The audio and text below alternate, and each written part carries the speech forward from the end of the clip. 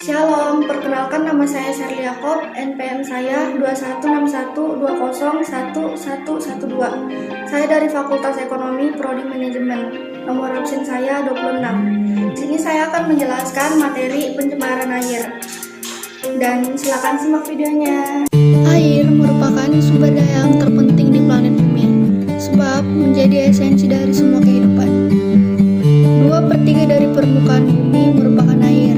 Bahkan, sekitar 60-70% dari komponen tubuh manusia terdiri dari air. Air juga terdapat di mana-mana. Jumlah air di bumi tetap. Air hanya berubah bentuk dan melalui perputaran yang disebut siklus air. Air rentan terhadap polusi. Air dikenal sebagai pelarut universal sebab mampu melarutkan lebih banyak zat daripada cairan lain di bumi. Itu sebabnya air sangat mudah tercemar.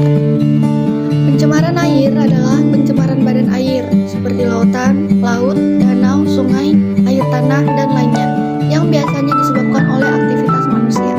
Polusi air adalah ketika zat-zat berbahaya, bahan kimia atau mikroorganisme mencemari aliran sungai, danau, lautan, atau badan air lainnya sehingga menurunkan kualitas air dan menjadi beracun bagi manusia dan lingkungan. Pencemaran air mengakibatkan krisis air tawar, mengancam sumber-sumber air minum dan kebutuhan penting lainnya bagi manusia dan makhluk hidup lain. Adapun sumber pencemaran air. Sumber pencemaran air dapat dikategorikan menjadi dua jenis, yaitu yang pertama, sumber langsung. Sumber langsung adalah sumber pencemaran yang secara langsung melepaskan limbah dan produk sampingan berbahaya ke sumber air terdekat tanpa pengolahan. Contoh, limbah pabrik, fasilitas pengolahan limbah, kilang, dan lain-lain.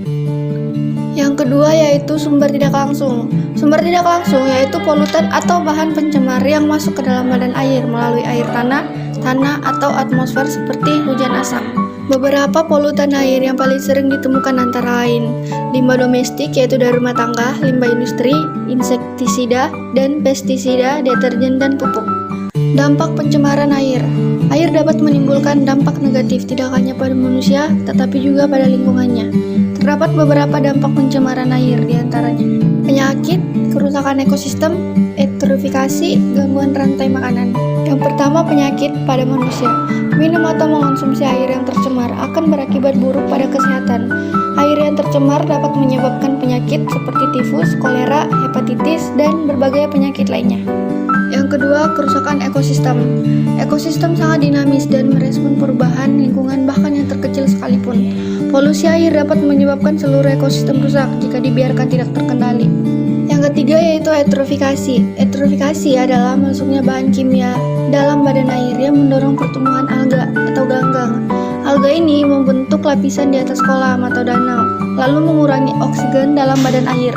Akibatnya, kehidupan perairan tersebut akan terdampak. Yang keempat atau yang terakhir yaitu gangguan rantai makanan. Polusi air menyebabkan dampak negatif pada rantai makanan. Gangguan pada rantai makanan terjadi ketika racun dan polutan dalam air dikonsumsi oleh hewan seperti ikan, kerang, dan lainnya yang kemudian dikonsumsi oleh manusia. Adapun cara mencegah pencemaran air. Yang pertama yaitu melakukan pengolahan limbah dengan benar. Kedua, menggunakan bahan-bahan yang ramah lingkungan.